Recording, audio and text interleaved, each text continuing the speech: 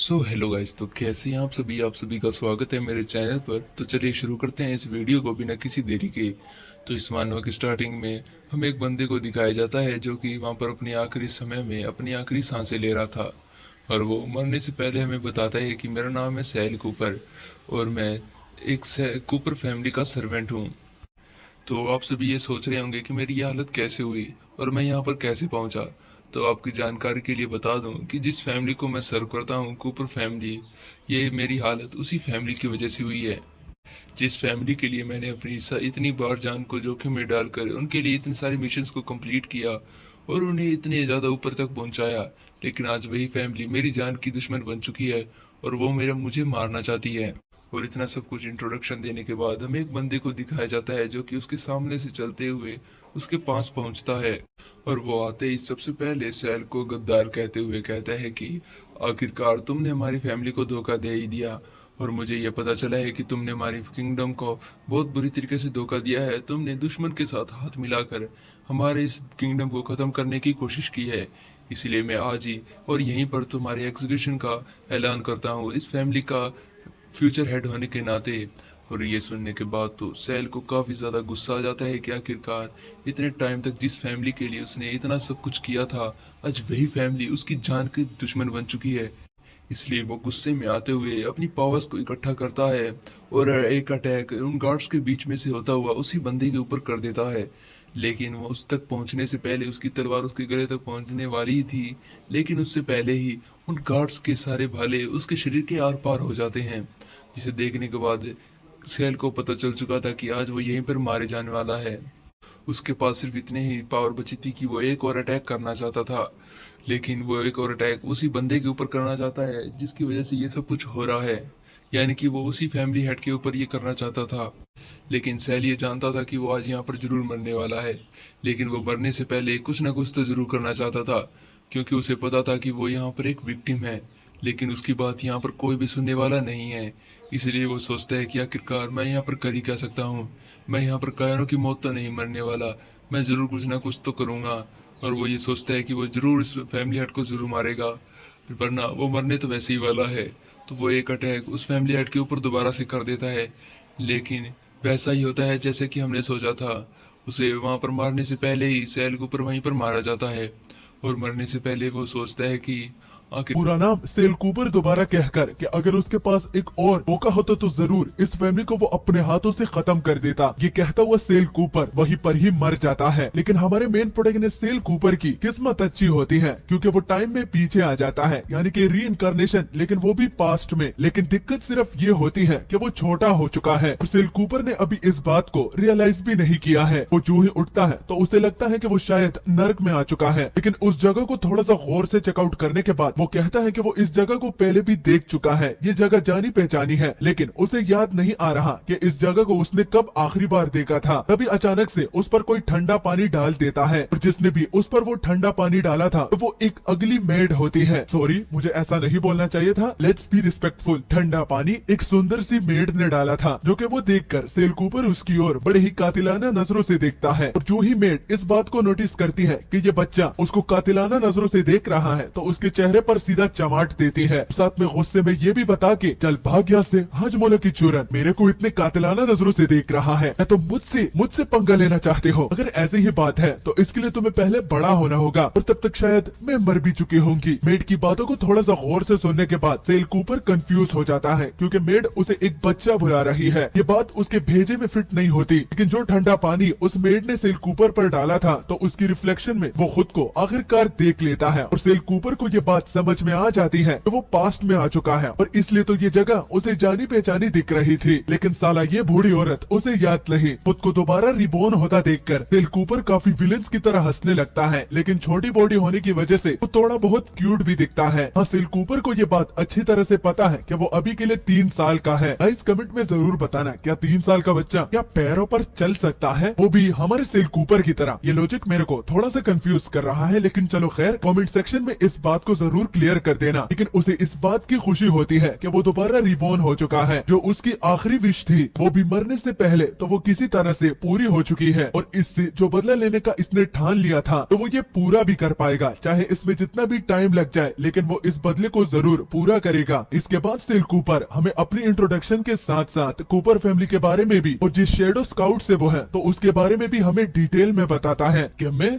Cell Cooper, मुझे बचपन से ही काफी ज्यादा बुली किया गया था, और इसका रीजन शायद आप लोग जानकर काफी ज्यादा हैरान हो जाओ, क्योंकि मुझे इसलिए बुली किया जा रहा था क्योंकि मैं एक नाजायज औलाद था। एक नाजायज औलाद होने की वजह से मुझे काफी ज्यादा लोग बुली करते थे, लेकिन मैंने उनका डट कर मुकाबला किया। मैं अपनी फैमिली को ये साबित करवाना चाहता था कि वो उसे सीरियसली ले ले। ये बात बिल्कुल भी ठीक नहीं है कि अगर एक बंदा नाजायज औलाद होता है तो उसे फैमिली हार्शली ट्रीट करेगी। इसलिए तो खुद को साबित करने के लिए मैंने शैडो स्काउट को ज्वाइन किया। वहाँ पर नर्क जैसी ट्रेनिंग से मैं गुजरा, लेकिन आखिरकार मैं उन शैडोज में सबसे ज्यादा ताकतवर बन गया। शैडोज एक ऐसी स्काउट है जहाँ पर हमसे बहुत बुरे और गिरे काम करवाए जाते हैं, लेकिन उसके बदले कूपर फैमिली शैडो स्काउट को बहुत ज्यादा पैसों से नवाजती भी थी। इसलिए जो भी शैडो स्काउट को ज्वाइन करता तो उसका गोल सिर्फ पैसा ही था। लेकिन मेरी बात अलग थी, क्योंकि मैं अपनी फैमिली के लिए कुछ करना चाहता था, और मैं तो खुद फैमिली हेड भी बनना चाहता था, लेकिन इन लोगों ने मुझे मौका ही नहीं दिया। और जब आखिरकार मुझे इस बात को एक्सेप्ट करना पड़ा तो मैंने फैमिली के लिए सर्व करना शुरू कर दिया। मैं बहुत सारी जंगों को जीता हूँ, यहाँ तक कि मैंने पूरे एक शहर को भी पूरी तरह से अकेले डोमिनेट भी किया है, और मैंने जिंदगी में जितने लाशें बिछाई है तो शायद से वो किसी ने बिछाई होगी। और आखिर में मैं इतना स्ट्रॉन्ग बन गया कि जो भी मिशन मुझे दिया जाता तो सक्सेस रेट 100% ही होता। शैडोज में ज्वाइन करने के बाद और सबसे स्ट्रॉन्गेस्ट शैडो बनने के बाद मुझे लगा था कि सब लोग मुझे सम्मान से ग्रीट करेंगे और मेरी लोग इज्जत करने लगेंगे, लेकिन मुझे शायद इतना हाईली नहीं सोचना चाहिए था, क्योंकि सब का सब उल्टा ही हो रहा था। और उसमें एक्यूजेशन, एलिगेशन, धोखा, जितनी भी बातें मैं कहूँ तो उतनी कम है। सम्मान की बजाय मुझे लोग नीचे गिराने की कोशिश करते। और बात तो तब बदल गई जब मेरे अपनी फैमिली मेंबर्स ने ही मुझ पर एलिगेशन लगा दिए, जिससे मैंने अपनी जान खो दी। और साथ ही साथ आखिरी पलों में मुझे एक बात एलन के बारे में भी पता चली थी। एलन इस बंदे का नाम है जो कि फैमिली हेड है, कि उसने बचपन से ही मुझ पर एक स्पेल कास्ट की थी। उस स्पेल का नाम शैडो ओथ था। अगर उस पर ब्रीफली सी बात की जाए तो हमारा मेन प्रोटैगनिस्ट बताता है कि मैं पूरी जिंदगी अपनी ट्रेनिंग करता आ रहा हूँ, लेकिन एलन को मैंने कभी भी नहीं देखा कि वो ट्रेनिंग करता हो, लेकिन फिर भी वो स्ट्रेंथ के मामले में मुझसे काफी ज्यादा स्ट्रॉन्ग था। तो क्या सरप्राइज की बात बताऊं, यही शैडो ओथ, इसी वजह से एलन इतना ज्यादा स्ट्रॉन्ग बन गया, क्योंकि ये एक कंडक्टर की तरह काम करता है। क्योंकि ट्रेनिंग सारी की सारी सेल कूपर कर रहा था, लेकिन उसका सारा फल एलन लेकर जा रहा था। और ये बात पता लगने के बाद कि उसे बचपन से ही टारगेट किया गया था, इसलिए तो आखिरी लम्हों में सेंट कूपर ने जब अपने आप को बेबस पाया तो उसने बिना सोचे समझे एलन पर अटैक कर दिया। लेकिन जैसे कि ये एक स्पेल कंडक्टर की तरह काम करती आ रही थी, तो मेरी सारी की सारी स्ट्रेंथ वो ले गया, और मेरे अटैक से एलन को जरा सी भी खरोच नहीं आई। अगर मैंने उस आखिरी पलों में कुछ सीखा है तो वो ये है कि दुश्मन पर नजर रखना ठीक होता है, लेकिन अपने लोगों पर तुम्हें बहुत कड़ी नजर रखनी पड़ेगी, क्योंकि यही लोग सबसे पहले तुम्हें धोखा देने के लिए तैयार होते हैं, और ऐसे टाइम पर धोखा दे देंगे कि तुम खुद को बेबस पाओगे, और देखते ही देखते वही लोग तुम्हारे मौत का कारण बन सकते हैं जिनको तुम काफी चाहते हो, या फिर तुम उनकी नजरों में खुद की रेपुटेशन बनाना चाहते हो ताकि वो तुम्हें सम्मान और इज्जत दे। इसलिए तो हमारा मेन प्रोटैगनिस्ट अपने साथ एक वादा करता है कि वो इस बार इन लोगों के झांसे में नहीं आएगा, और जितना वो स्ट्रॉन्ग बनता जाएगा तो वो इन लोगों के लिए नहीं बल्कि खुद के लिए लड़ेगा। हमारा मेन प्रोटैगनिस्ट अपना बदला लेने के लिए पूरी तरह से तैयार होता है, लेकिन अपने प्लान को शुरू करने से पहले उसके पेट में चूहे दौड़ते हैं, जिसका उसको सबसे पहले कुछ करना ही पड़ेगा। तो चूहे से हमारे सेल कूपर को एक बात याद आ जाती है, वो पास्ट लाइफ में इतना ज्यादा ब्रूटल था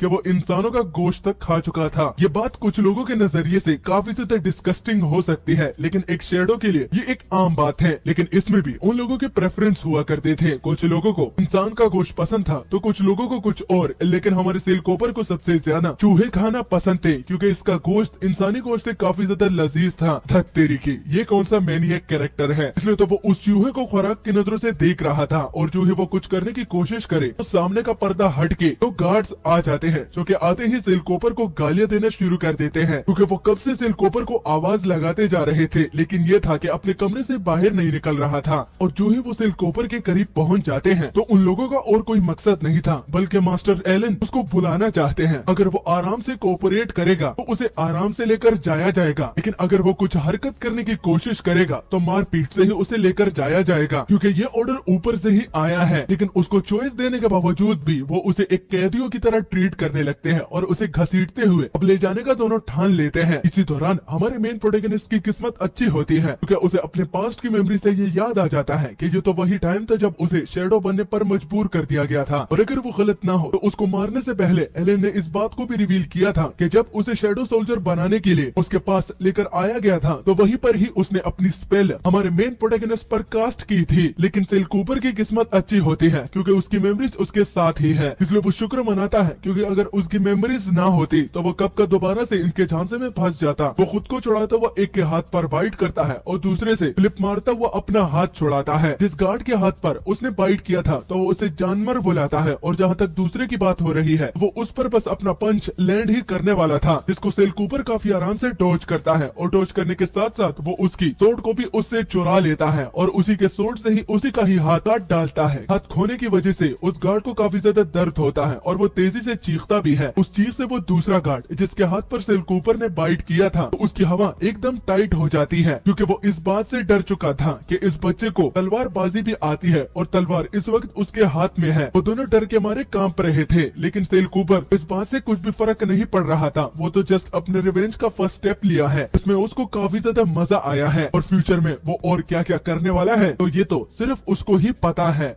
चलो अब थोड़ा सा शैडो ओथ के बारे में जानते हैं। वही स्पेल जो कि एलन ने हमारे मेन प्रोटैगनिस्ट पर बचपन से ही कास्ट कर दी थी और उसका एलन को काफी भरपूर फायदा भी हुआ था। तो आखिर शैडो ओथ क्या होती है? एक ऐसी स्पेल जिसमें जो मास्टर होता है यानी कि जो कास्ट करने वाला है तो वो एक बंदे को चुनता है। उस बंदे को चुनने के बाद उसे एहसास नहीं होगा कि उस पर किसी ने स्पेल कास्ट की है। यही इसकी खासियत है कि इसका पता हर कोई नहीं लगा सकता। अब इसमें मास्टर यानी कि कास्ट करने वाले को क्या क्या फायदा हो सकता है? कास्टर जिस पर भी ये स्पेल कास्ट करता है तो वो अगला वाला बंदा जो कि स्पेल की गिरफ्त में पड़ चुका है तो वो एक टाइप से उसका पपेट बन जाता है। वो उसे कंट्रोल तो नहीं कर सकता, लेकिन मास्टर को अगर कोई चोट लगती है तो उस चोट का दर्द भी उस पपेट को होता है, और अगर वो कुछ गेन करता है तो पपेट को कुछ भी फायदा नहीं होता। लेकिन अगर अगली ओर कुछ पपेट गेन करता है, अगर वो स्ट्रेंथ हो या नॉलेज हो तो वो सारा का सारा मास्टर के पास चला जाता है, और अगर पपेट को चोट लग जाती है तो वो दर्द मास्टर को ट्रांसफर नहीं होता। ये स्पेल काफी ज्यादा ब्रूटल है क्योंकि इससे एक पूरी लाइफ बर्बाद हो सकती है, इसलिए तो बहुत सालों से गवर्नमेंट ने इसको बैन कर दिया था और इसके रिलेटेड यानी कि शैडो ओथ के रिलेटेड जितनी भी किताबें थी उन सबको जला के राख बना दी ताकि कोई कभी भी इस तरह की स्पेल अपनी जिंदगी में भी किसी पर इस्तेमाल ना करे। सीन दोबारा प्रेजेंट पर आता है और हम एलन को देखते हैं कि वो उसी गार्ड को एक थप्पड़ मारता है जिसको एलन ने हमारे मेन प्रोटैगनिस्ट को बुलाने का कहा था। लेकिन जब एलन को ये बात पता चलती है कि एक 3 साल के बच्चे ने उसकी फाइट में बैंड बजा दी तो इससे एलन को काफी ज्यादा गुस्सा आता है क्योंकि इस फैमिली में जो भी सोल्जर होता है वो उसको काफी ज्यादा फैसिलिटीज और रिसोर्सेज दिए जाते हैं। तो एलन के नजरों में उस सोल्जर पर ये सारी चीजें वेस्ट हो रही है। सोल्जर अपनी गलती की माफी मांगता है और कभी दोबारा ऐसा नहीं होगा तो इसका वो एलन से वादा भी करता है और अपनी जुबान भी देता है। इससे एलन का गुस्सा थोड़ा बहुत शांत हो जाता है, लेकिन वो सेल कूपर के करीब आते ही उस पर भड़कने लगता है और साथ में ये भी बताकर कि कोई अगर उसके फैमिली गार्ड्स को इस तरह नीचा दिखाता है तो इसका मतलब वो हमारी फैमिली को चैलेंज दे रहा है। मुझे तो इस बात पर विश्वास नहीं आता कि एक 3 साल का बच्चा एक इंटरमीडिएट लेवल के सोल्जर को इतनी आसानी से पछाड़ सकता है। गुस्सा कंट्रोल से बाहर होते ही एलन अपने लोगों से कहता है कि इस बच्चे को डंजन में बांध दिया जाए क्योंकि उन लोगों को मानना भी पड़ेगा वरना उनकी भी सेम हालत होने वाली है। लेकिन तब तक वो गार्ड्स कुछ कर पाते तो पीछे से हीरा कूपर आ जाती है क्योंकि इस फैमिली के ओनर मैट्रियार्क है। हाँ, आप लोगों ने बिल्कुल सही सुना, औरत को मैट्रियार्क बुलाते हैं और मर्द को पैट्रियार्क बुलाया जाता है। वो आती हुई एलन के गार्ड्स को डायरेक्ट रोक देती है और साथ में एलन का गुस्सा भी शांत करने के लिए वो उसे आज की सेरेमनी के बारे में बताती है कि आज की सेरेमनी काफी ज्यादा खास होने वाली है क्योंकि इसमें तुम्हें पता है ना कि हम क्या अकॉम्प्लिश करेंगे, इसलिए मेरे बच्चे सब्र रखो। इसमें इस बच्चे की भी कोई गलती नहीं क्योंकि इसे पैदा होते ही अबेंडेंट कर दिया था, तो इसके इस तरह बिहेवियर को एक बार तुम नजरअंदाज करके इस पर एक बहुत बड़ा एहसान कर सकते हो। और साथ में हीरा कूपर उसके करीब आती हुई उसके कान में कुछ घुसर पुसर करने लगते हैं जो कि बाकी लोगों को तो समझ में नहीं आ रहा, लेकिन हमें सुनाई दिया जाता है। वो कुछ खिचड़ी पका रही थी और वो खिचड़ी हमारे मेन प्रोटैगनिस्ट को भी पता है कि क्या है। वो इन सारे बच्चों में से सिर्फ एक स्पेशल बंदे को अपना टारगेट बनाने वाला है जो कि और कोई नहीं बल्कि इस फैमिली का एक नाजायज औलाद है। हीरा कूपर की बात सुनकर एलन को याद आ जाता है कि यहाँ पर सजा देने के अलावा भी बहुत जरूरी काम है। अपनी मदर की बात को सुनता हुआ एलन इसी बात को लेकर काफी ज्यादा क्यूरियस हो रहा था और उसे गुस्सा भी चढ़ रहा था कि आखिर इस लावारिस बच्चे में आखिर ऐसा क्या क्या है कि उनकी मदर इसके पीछे लगी हुई है और इसे ही अपना वो पपेट बनाने पर एलन को इतना ज्यादा मजबूर कर रही है। एलन को अभी तो कुछ भी समझ में नहीं आ रहा, लेकिन उसकी मदर काफी ज्यादा शातिर है। वो पहले ही उसकी पोटेंशियल को समझ पाई है, इसलिए तो इतनी ज्यादा इंसिस्ट कर रही है। लेकिन जब भी एलन को मौका मिलेगा वो इस बंदे को जरूर पूरी तरह से डिस्ट्रॉय करेगा और वो इस बात का खुद से वादा भी करता है। इसके बाद उसकी मदर वहाँ से जाने लगती है, लेकिन साथ में ये बताकर कि फ्यूचर फैमिली हेड के पैट्रियार्क को अपने गुस्से पर कंट्रोल पाना पड़ेगा, वरना वो कुछ और ऐसे स्टेप्स उठाएंगे जिससे पूरी फैमिली डिस्ट्रॉय हो सकती है। इसलिए खूब मेहनत करना, तुम्हें कोई डिस्टर्ब ना करे तो मैं बाहर साउंड प्रूफ की स्पेल्स भी कास्ट कर दूंगी। और वो इस काम को अपने बाकी लोगों को सौंप देती है कि उसके बेटे को कोई भी किसी किस्म की आवाज ना आए, क्योंकि अगर एक मर्तबा ये शांत हो सकता है तो दूसरी मर्तबा नहीं होगा। अगर बात की समझ में आ गई हो तो यहाँ से दफा हो जाओ। इतने रूड बिहेवियर के बावजूद भी लोगों के मन में उनके लिए किसी किस्म की भी नफरत पैदा नहीं होती और वो सीधा उनके ऑर्डर को मान लेते हैं। और कसम खाने के लिए उन बच्चों के लिए एक होली वाटर का भी बंदोबस्त किया होता है। वो जाम तो नहीं पी सकते, लेकिन होली वाटर जरूर पी सकते हैं। एलन अपना जाम उठाता हुआ कहता है कि चलो सब मिलकर कसम खाते हैं कि जो भी आज के बाद हम करने वाले हैं तो वो अपनी फैमिली को बचाने के लिए और फ्यूचर में उनको और भी ज्यादा ऊंचे मकाम तक पहुंचाने के लिए सब कुछ हम करेंगे। छोटे बच्चे एलन की बात में आ जाते हैं और वो भी कसम खा लेते हैं। वो बच्चे एलन की बातों से इतना ज्यादा ब्रेन वॉश हो जाते हैं कि किसी को ये सोचता भी नहीं है कि इस पानी में कुछ हो सकता है। लेकिन बाकी लोगों का तो नहीं पता, लेकिन सेल कूपर यानी कि मेन प्रोटैगनिस्ट इस बात को जान लेता है कि इस पानी में जरूर कुछ मिलाया गया है। लेकिन फिर भी शक को कम करने के लिए वो बाकी बच्चों के साथ उस पानी को पी लेता है। जो ही वो पीते हैं तो 5 सेकंड के अंदर अंदर वो सारे लोग बेहोश हो जाते हैं। और जैसे ही वो लोग बेहोश होते हैं तो एलन अपने रियल इंटेंशंस को भी रिवील करता है कि इन हरामखोरों को ये भी नहीं पता कि होली वाटर और ड्रग्स में कितना बड़ा डिफरेंस है। ये तो जस्ट कछुए हैं जिनको मैं पाल के बड़ा करूंगा और इनकी स्ट्रेंथ मेरी होगी और मेरा दर्द इनका होगा। इतना कमाल है ना। और इस रिचुअल को परफॉर्म करने के लिए जस्ट मेरा थोड़ा सा खून चाहिए होगा, क्योंकि मैं जरा सा भी इन कछुओं पर जाया तो नहीं करना चाहता, लेकिन मजबूरी है, करना पड़ेगा। रिचुअल को स्टार्ट हुए कुछ ही सेकंड्स होते हैं, लेकिन वो अपनी सक्सेस रेट को देख पा रहा है। और वो इसका पता कैसे लगा पा रहा है, तो उसके अंदर उन सारे बच्चों की पावर अब स्टोर होने लगती है, जिसको वो काफी ओपनली फील कर पा रहा है। वो खुद को एक जीनियस भी बुलाता है, क्योंकि इस तरह की स्पेल कास्ट करने के लिए काफी हिम्मत चाहिए और टैलेंट। इतनी जल्दी इतना ज्यादा सक्सेस रेट देखना तो वो इस फैमिली का हेड बनने के लिए ही बना है। इसी में ही कुछ मिनट्स गुजर जाते हैं और रिचुअल भी इसी के साथ खत्म हो जाता है। वो इस गुड न्यूज को अपनी मदर को सबसे पहले बताने का इरादा ठान लेता है कि उसने कितनी जल्दी इस रिचुअल को कंप्लीट भी कर दिया और उसने कितनी आसानी से इस रिचुअल को परफॉर्म भी किया। और जो ही वो अपने मदर के साथ मुलाकात करने के लिए उनकी ओर जाता है तो उसी बीच उसके पाँव में मोच आ जाती है। वहाँ पर कोई भी नहीं होता तो उसको कोई उठाने वाला भी नहीं है। और वहाँ पर कोई क्यों नहीं है, तो उसकी मदर ने शोर को कम करने के लिए ये किया था ताकि उसका बेटा डिस्टर्ब ना हो। लेकिन यहाँ पर खुद को जमीन पर पड़ा हुआ देखकर वो रोने लगता है, क्योंकि उसे लगता है कि ये इस रिचुअल का साइड इफेक्ट है। उसे तो कुछ पलों में ये भी लग रहा था कि ये लंगड़ा हो चुका है और इस रिचुअल के साइड इफेक्ट के बारे में उसकी मदर ने उनको जानबूझकर नहीं बताया था। घमंडी लड़का जो कि अब अपनी माँ पर भी शक करने लगता है, तो उसे सबसे बड़ा झटका तब लगता है जब वो पीछे से एक फेमिलियर आवाज को सुनता है, जो कि उसे सबसे पहले तो रोंदू बुलाता है और बाद में उसे ये बताता हुआ,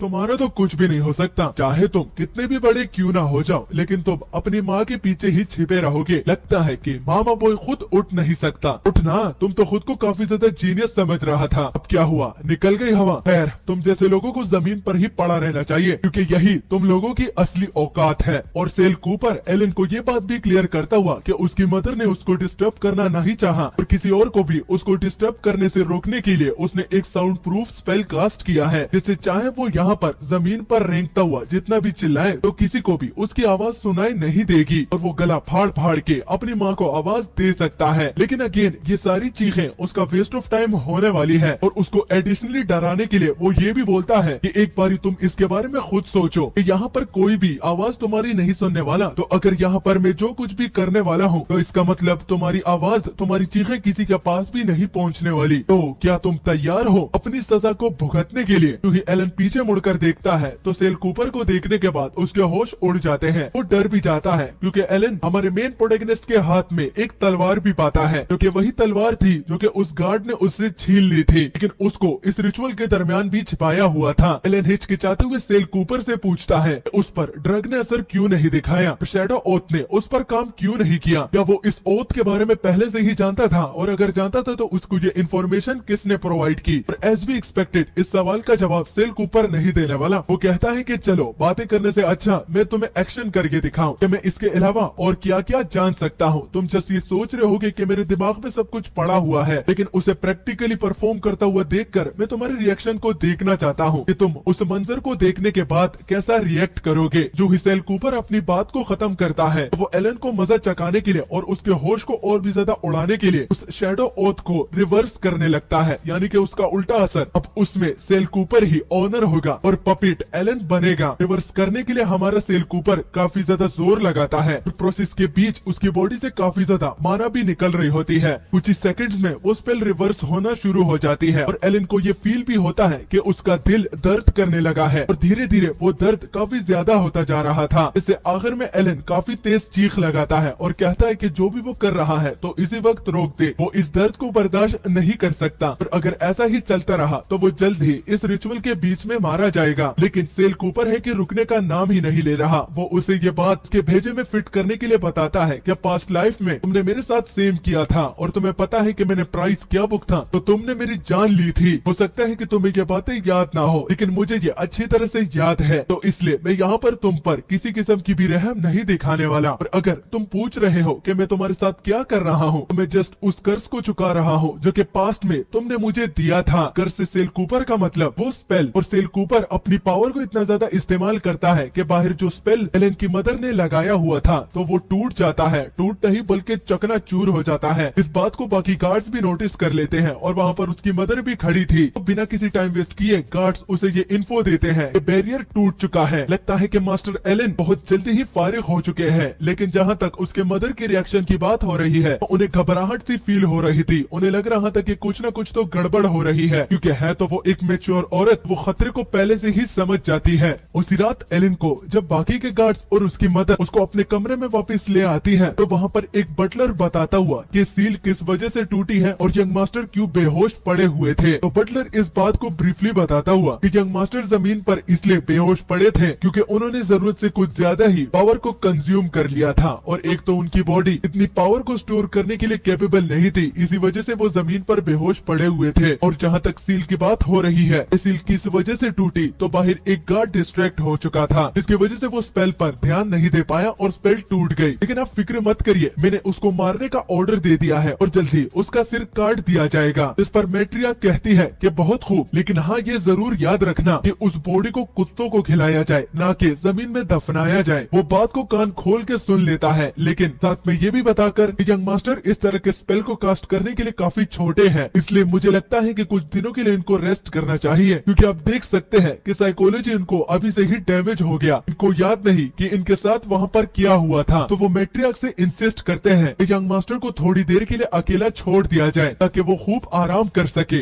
एलन काफी ज्यादा खोया खोया नजर आ रहा था और इसके पीछे का रीजन भी एलन से हमें पता चलता है कि उसे जरूर वहाँ पर उस हाल में कुछ हुआ था, लेकिन किसी वजह से उसे ये याद नहीं आ रहा कि उसके साथ अंदर क्या हुआ था। वो जितना भी चाहे जोर लगा ले, लेकिन उसे कुछ भी याद नहीं आ रहा। तो अपने बेटे को इतना ज्यादा परेशान होता देखकर उनकी मदर उसके माथे पर हाथ रखे कि ज्यादा टेंशन लेने की जरूरत नहीं, क्योंकि तुम फ्यूचर हेड हो, तुम्हें घबराने की जरूरत नहीं। तो ये बात सुनकर एलन अपनी मदर का हाथ दूर करता है और कहता है कि आप ये कैसे कह सकती है कि मुझे घबराने की जरूरत नहीं। और साथ में आपने ये भी बताया कि टेंशन भी नहीं लेना चाहिए, कि आपको याद नहीं कि मैं कौन हूँ, मैं इस फैमिली का फ्यूचर हेड हूँ। मुझे घबराना और टेंशन लेना शोभा नहीं देता। और जहाँ तक उन शैडोज की बात है तो वो तो मेरे मरने के लिए ही पैदा हुए थे। दोबारा मैं आपके मुंह से इस तरह की बकवास ना सुनूं। अपने बेटे को इतना रूडली बात करते हुए देखकर अगर ये मेरी मदर होती तो कब का मुझे तवे पे बिठा देती, लेकिन यहाँ पर तो उनकी मदर उसको गले लगाती है और कहती है कि तुम वाकई में मेरे बेटे हो, तुम्हारी आदतें बिल्कुल मेरी जैसी है। और अब मुझे ये बताना कि मैं अपने ब्रेव बेटे के लिए क्या रिवॉर्ड के तौर पर रखूं, क्योंकि मैं तुम्हें एक तोहफा देना चाहती हूँ। इस पर जवाब देता हुआ एलन, मदर सब माओ में से बेस्ट है, मुझे उनके अलावा और किसी चीज की जरूरत नहीं, जस्ट वो उनके साथ ही रहे तो यही उसको चाहिए। और हमारा मेन प्रोटैगनिस्ट जो कि इस माँ और बेटे की बकबक को कब से सुन रहा था और नजर रखे हुआ था, तो वो भी इन दोनों के बॉन्ड को एडमायर करता है कि वाकई में इन दोनों का बॉन्ड मैंने दुनिया में और पूरी अपनी जिंदगी में भी नहीं देखा। लेकिन खैर, इन दोनों के बॉन्ड को मैं वैसे भी तोड़ना नहीं चाहता, क्योंकि ये मेरा गोल नहीं है, बल्कि जो मेरा गोल था वो मैंने अचीव कर लिया है। क्योंकि पास्ट में मैं एलन का शेडो था, लेकिन आज एलन मेरा शेडो बना है। और अब आज के बाद मैं जो भी करूंगा तो उसका दर्द उसे मिलेगा, और जो वो गेन करेगा तो उसका एक्सपीरियंस और स्ट्रेंथ मेरे पास आएगा।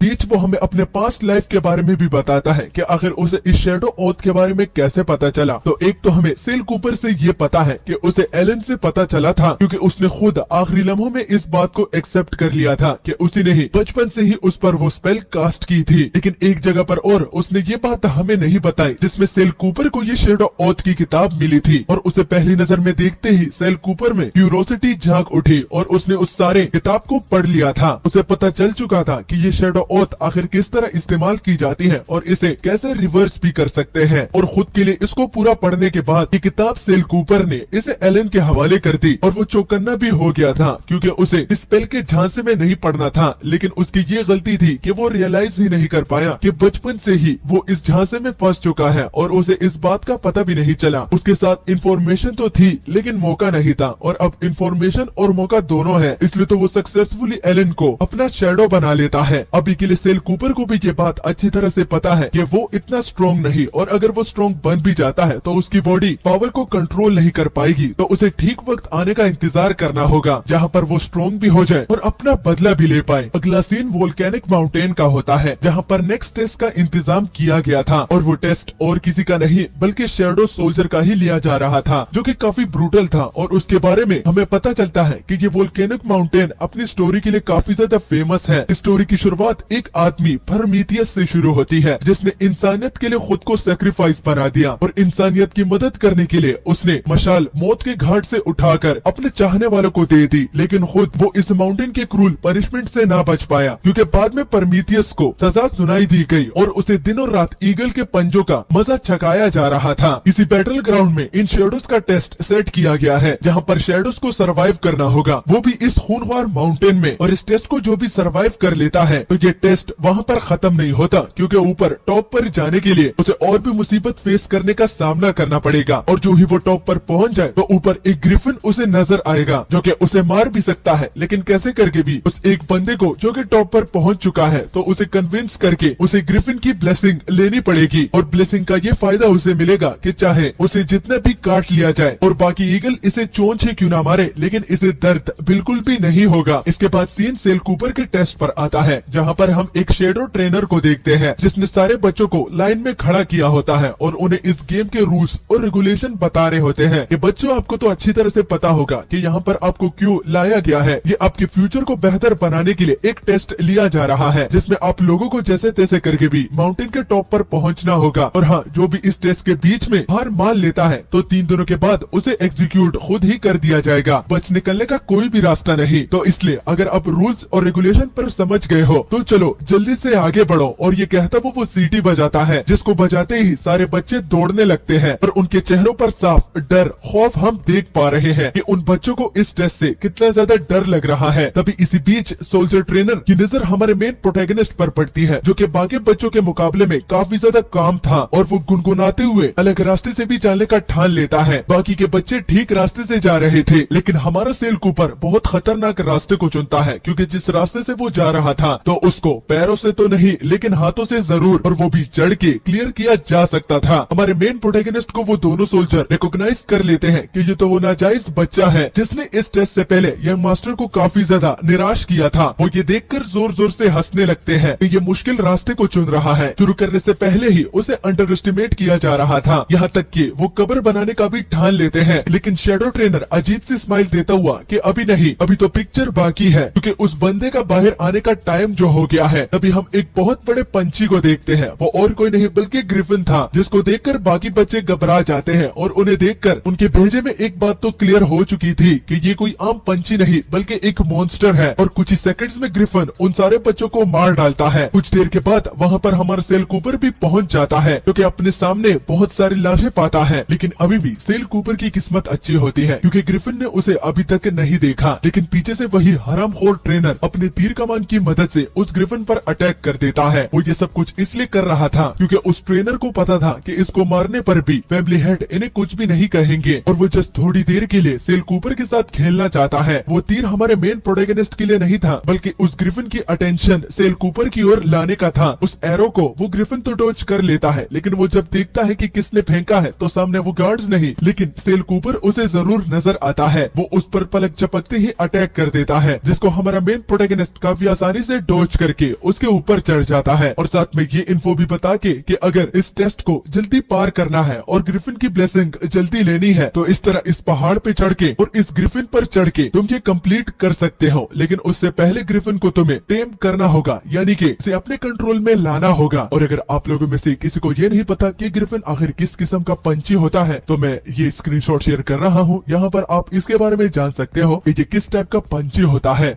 हमारा मेन प्रोटैगनिस्ट सेल कूपर उस ग्रिफिन के सीधा सर को टारगेट करता है और उस पर अटैक करने के बाद वो ग्रिफिन को अपने अटैक से काफी ज्यादा घायल भी कर देता है और वो दर्द से चिल्लाता भी है और साथ ही साथ उससे नीचे वापस उतरते ही सेल कूपर हमें ये भी बताता है कि एक ग्रिफिन मॉन्स्टर इतना ज्यादा घमंडी होता है कि उसे हार मानना वो भी इतनी आसानी से पसंद नहीं होता। उसकी इंटेलिजेंस बिल्कुल इंसानों की तरह है, जैसे कि इंसान ताकतवर होने की वजह से काफी ज्यादा एरोगेंट होता है तो एक इंसान और ग्रिफिन में कोई भी फर्क नहीं। अगर उन दोनों के बीच घमंड की बात की जाए तो और सेल कूपर को तो इस ग्रिफिन को टेम करना है, यानी कि अपने कंट्रोल में लाना है। तो इसके पूरे एरोगेंट को तोड़ने के लिए सेल कूपर को इस ग्रिफिन के एरोगेंस को पूरी तरह से क्रश करना होगा और इसके लिए सेल कूपर के साथ काफी अच्छा प्लान भी है, लेकिन उसे समझ में नहीं आ रहा कि वो कहां से स्टार्ट करे। ये कहता हुआ सेल कूपर उस पर दोबारा स्लैश लगाता है, लेकिन इस वाले अटैक को वो ग्रिफिन काफी आसानी से डॉज कर लेता है क्योंकि उसकी इंटेलिजेंस बिल्कुल इंसानों की तरह है। ग्रिफिन खुद को तो उसके अटैक से बचा लेता है, लेकिन जो ही वो डॉज करता है तो अपना अटैक सेल कूपर पर लॉन्च करने के लिए तैयार करता है और कुछ ही सेकंडों में वो हमारे सेल कूपर पर भी अपनी एबिलिटी से अटैक करता है। इस वाले अटैक को डॉज करने के लिए सेल कूपर के पास टाइम नहीं होता, इसलिए तो वो उस अटैक के प्रेशर से पीछे धकेला जाता है और छोटी बॉडी होने की वजह से वो हवा में मानो उड़ने लगता है। लेकिन यही तो उसकी डिसएडवांटेज है क्योंकि उड़ता उड़ता वो खाई से गिरने वाला था, लेकिन जैसे तैसे करके भी और उसकी किस्मत ने उसका साथ दिया, इसलिए तो वो उस खाई के एज को पकड़ लेता है और वो बड़ी मुश्किलों से अपने आप को बचा लेता है। वापिस दोबारा चढ़कर उसे ये बात तो समझ में आ गई है कि उसके साथ अपनी पास्ट की मेमोरीज है और उस पास्ट की मेमोरीज में उसके साथ काफी ज्यादा तलवारबाजी के टेक्निक्स भी है, लेकिन उसकी बॉडी अभी के लिए छोटी है, इसलिए तो नॉलेज होने की वजह से वो यहाँ पर सुपीरियर नहीं है। लेकिन अगर उसकी पास्ट की बॉडी होती तो यहाँ पर वो इस फाइट को कब का खत्म कर चुका होता। सो इट डजंट मैटर कि उसके साथ जितनी भी तलवारबाजी की टेक्निक्स ही क्यों ना हो, लेकिन अभी के लिए डिसएडवांटेज ये है कि वो छोटा है, वो छोटी बॉडी में है, छोटे से प्रेशर से भी वो पीछे धकेल दिया जाता है और यही डिसएडवांटेज सेल कूपर को ग्रिफिन को पूरी तरह से टेम करने से रोक रही है। इसी बीच सेल कूपर को एक गुफा नजर आती है और उसे लगता है कि अगर वो गुफा तक पहुंच जाता है तो वो कुछ न कुछ तो सोच ही लेगा कि इस ग्रिफिन को कैसे हराना है, क्योंकि छोटी बॉडी और कम वजन होने की वजह से वो उसकी फूंक से ही हवा में उड़ जाता है और अगली ओर ग्रिफिन दोबारा से अटैक करने के लिए तैयार हो रहा था। टाइम पर सेल कूपर की नजर उस अटैक पर पड़ जाती है, इसलिए तो वो उस अटैक को आराम से डॉज कर लेता है। लेकिन ग्रिफिन एक अटैक करने के बाद रुकता नहीं, वो बार बार अटैक करता है और बार बार अटैक करने के लिए उसको दोबारा सांस लेनी पड़ती है क्योंकि ये एक विंड टाइप का अटैक है। लेकिन जब भी वो बार बार सांस लेता है और दोबारा से अटैक करता है तो सेल कूपर इस बात को रियलाइज कर लेता है कि जब भी ये एक अटैक करता है तो दूसरा अटैक उससे ज्यादा भारी और पावरफुल होता है, क्योंकि सेल कूपर ने ग्रिफिन के अटैक के पैटर्न को समझ लिया है कि जब भी ये सांस लेकर दोबारा अटैक करता है तो इसके विंड अटैक का एक लेवल बढ़ जाता है और जब ये लेवल 10 तक पहुंच जाएगा तो सेल कूपर को लगता नहीं कि वो उस अटैक को डॉज कर पाएगा और न ही यहाँ से वापस जिंदा बचकर जा सकता है। अगर एक बार इसका ये अटैक लेवल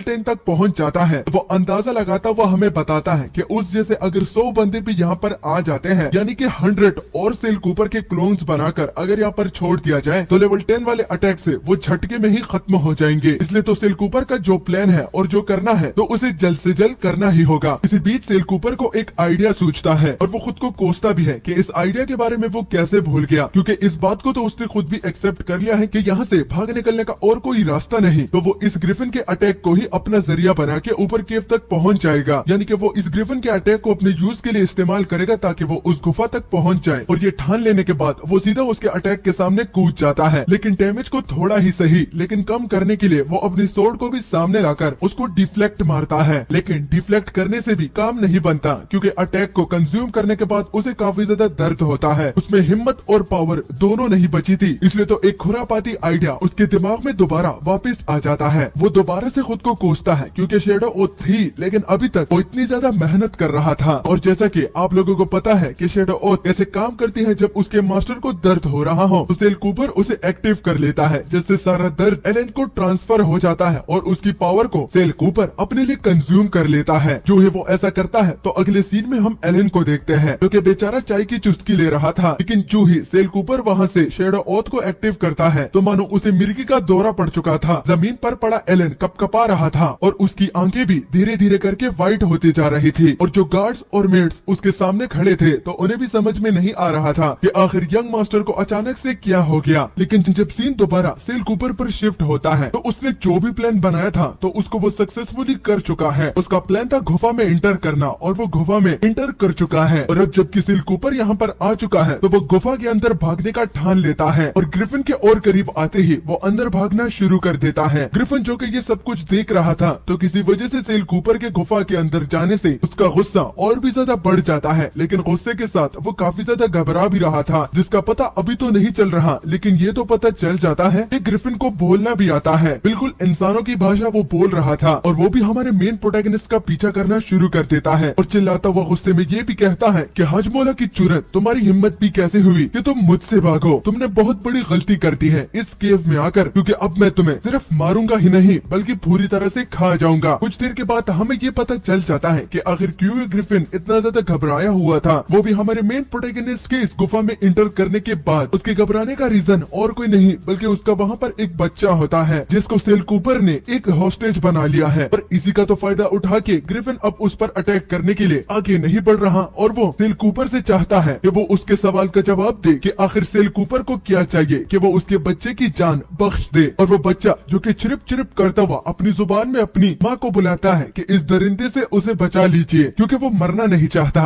ग्रिफिन की टेंशन टाइम के साथ साथ बहुत ज्यादा बढ़ने लगी थी और वो बार बार एक ही सवाल करता जा रहा था कि आखिर वो उसके बच्चे के साथ क्या करने का प्लान बना रहा है, वो आखिर उसके अलावा उसके बच्चे से क्या चाहता है। लेकिन सेल कूपर इतना जालिम भी नहीं होता और वो इस बात को ग्रिफिन को बताता है कि उसे टेंशन लेने की कोई भी जरूरत नहीं है, वो उसके बच्चे को कुछ भी नहीं कहने वाला। लेकिन जो बात ग्रिफिन के पीछे कही जा रही थी वो भी आज तक वो ये देखकर हैरान है कि जो अफवाहें ग्रिफिन के पीछे कही जा रही थी तो वो कोई अफवाहें नहीं बल्कि सच था। उन अफवाहों में ये बताया जा रहा था कि किंग ग्रिफिन के बच्चों पर एक कर्स लगा होता है कि जब भी वो पैदा होते हैं तो वो उड़ नहीं सकते। और ये अपनी आंखों से विटनेस करने के बाद मैं काफी ज्यादा चौंक चुका हूँ। तो अगर ये बात सच है तो मेरे साथ भी तुम्हारे लिए एक खुशखबरी है। सेल कूपर ग्रिफिन को ये बताता है कि वो उसकी बच्चे की जान बख्श तो रहा है लेकिन उसके साथ साथ वो उसके उड़ने में भी उसकी मदद कर सकता है, यानी कि पूरे तरह से वो कर्ज उससे उठा लेगा, जिसके बाद इसका ये बच्चा भी उड़ने लगेगा। लेकिन ये जस्ट एक शर्त है क्योंकि टर्म्स एंड कंडीशन दोनों तरफ से एक्सेप्ट किए जाते हैं। तो इसका मतलब ग्रिफिन अच्छी तरह से समझ जाता है कि यहाँ पर ये इस काम के बदले जरूर उससे कुछ करवाना चाहता है। इसी बीच सीन शिफ्ट हो जाता है और बाहर के शैडो ट्रेनर्स पर पड़ता है जो कि इस ग्रिफिन के गुफा में आ चुके थे। लेकिन हैरानी और परेशानी तो तब उन्हें फील होती है जब अंदर से उन्हें कोई भी आवाज सुनाई नहीं दे रही थी। वो इस इल्यूजन से धोखे में पड़ जाते हैं और उन दोनों को लगता है कि ग्रिफिन ने उस बच्चे का काम तमाम कर दिया होगा और वो काफी ज्यादा खुश भी हो जाते हैं क्योंकि अगर वो ये खबर यंग मास्टर एलन को जाकर दे दे तो वो जरूर इस खुशखबरी के बदले उन्हें इनामातों से नवाज देगा। और जो ही वो वापस जाने लगते हैं तो उनके ठीक पीछे वो ग्रिफिन दोबारा अपीयर होता है जो कि काफी ज्यादा गुस्से में था और उसके गुस्से को सामने दोनों ट्रेनर डायरेक्टली फील कर लेते हैं कि पीछे खतरा है और पीछे मुड़कर उन्हें वही ग्रिफिन नजर आता है। और अब इस इंसिडेंट को देखने के बाद आप भी अच्छी तरह से समझ गए होंगे कि जो डील इन दोनों के बीच में हुई थी यानी कि सेल कूपर और इस ग्रिफिन के बीच, तो उसके टर्म्स और कंडीशन में ये भी लिखा था कि वो इन दोनों बंदों को उनके मौत के घाट उतार दे। और है तो ग्रिफिन मजबूर क्योंकि उसे अपने बच्चे को ठीक करना है, तो उसे ये फर्क नहीं पड़ता कि उसे किसे मारना पड़ेगा क्योंकि अगर उसे कुछ फर्क पड़ता है तो वो उसके बच्चे के घाव को ठीक करने का होता है जो कि सिर्फ सेल कूपर ही कर सकता है। इसलिए तो ग्रिफिन उन दोनों बंदों को मौत के घाट उतार देता है और अपना काम पूरी तरह से खत्म करने के बाद जब वो इसको सेल कूपर को बता देता है तो उसने टर्म्स एंड कंडीशन का एक पार्ट तो पूरा कर दिया है। तो अब सेल कूपर की बारी है ताकि उस जगह के बारे में वो बता दे कि कहां पर वो एंटीडोट जैसी चीज मिल सकती है जो कि उसके बच्चे को ठीक कर देगी। और जैसे कि कॉन्ट्रैक्ट में लिखा हुआ था तो सेल कूपर भी वैसा ही करता है, वो उसे उस जगह का नाम बताता है लेकिन साथ में ये भी कहकर कि वो वहाँ पर खुद भी उसके साथ जाना चाहता है। तो इसके लिए वो ग्रिफिन मान जाता है और उस जगह का नाम द लैंड ऑफ स्टोन्स होता है जो कि यहाँ से साउदर्न पार्ट में लोकेटेड है और ग्रिफिन की मदद से वो लोग वहाँ पर बहुत जल्दी पहुँच सकते हैं क्योंकि ग्रिफिन्स की स्पीड काफी तेज होती है। अगला सीन लैंड ऑफ स्टोन्स में होता है जहाँ पर वो उसके दरवाजे के सामने खड़े होते हैं और ग्रिफिन यहाँ पर आने के बाद उससे कहता है कि जो टर्म्स एंड कंडीशन में लिखा हुआ था कि यहाँ पर दोनों को जो चीज चाहिए तो उन दोनों चीजों को ऑब्टेन करने के लिए यहाँ इन दोनों को इस फाइट को इकट्ठे लड़ना पड़ेगा, एक दूसरे का साथ देना होगा, तभी जाकर वो उन दोनों चीजों को ऑब्टेन कर पाएंगे, जिसमें से एक मेड्यूसा का ब्लड होता है और दूसरा परसियस की सोर्ड। मेड्यूसा ग्रीक मिथोलॉजी की एक कैरेक्टर है जिसके बालों की जगह पर सांप होते हैं और दिखने में वो काफी ज्यादा भद्दी होती है, लेकिन वो पहले में इतनी भद्दी नहीं थी। उसकी सुंदरता ग्रीक मिथोलॉजी के देवताओं के बीच काफी ज्यादा थी, इसी वजह से उसको इस तरह बना दिया गया था। और परसियस को तो आप जानते ही होंगे, जो कि ज़्यूस का बेटा होता है, जो कि हाफ तो गॉड होता है लेकिन हाफ इंसान। सेल कूपर जो कि अपने मुंह से बोल रहा था तो वो अपने मन ही मन में कुछ और भी हमें बताता है कि यहाँ पर सिर्फ परसियस की सोर्ड ही नहीं बल्कि उसका कोई और गोल भी है। और अगर वो उसे सिंपल अल्फाजों में हमें बताए तो यहाँ पर ग्रिफिन के पावर की मदद से वो द लैंड ऑफ स्टोन्स को पूरी तरह से डिस्ट्रॉय करना चाहता है। और अगर ये सब कुछ कर पाए तो वो अपने रिवेंज के एक कदम और भी करीब हो जाएगा, क्योंकि इस पूरी जगह को तोड़ना उसके पावर के बस की बात नहीं। लेकिन अगर वो अपनी पुरानी बॉडी में होता तो शायद वो ये कर पाता, लेकिन अभी के लिए ये इम्पॉसिबल है और यहाँ पर ग्रिफिन की मदद लेनी पड़ेगी। जो ही वो बाद में एंटर करते हैं तो सामने मेड्यूसा आपको नजर आ रही होगी और जैसे कि मैंने डेमोन्स्ट्रेट करके बताया था कि ये कितनी डरावनी और भद्दी दिखती है, तो मेड्यूसा के साथ साथ वहाँ पर उसके कुछ डिसाइपल्स भी होते हैं जो कि पत्थरों से बने होते हैं और इसलिए तो इस जगह का नाम द लैंड ऑफ स्टोन्स रखा गया है, क्योंकि मेड्यूसा किसी को भी अपने पावर की मदद से पत्थर का बना सकती है।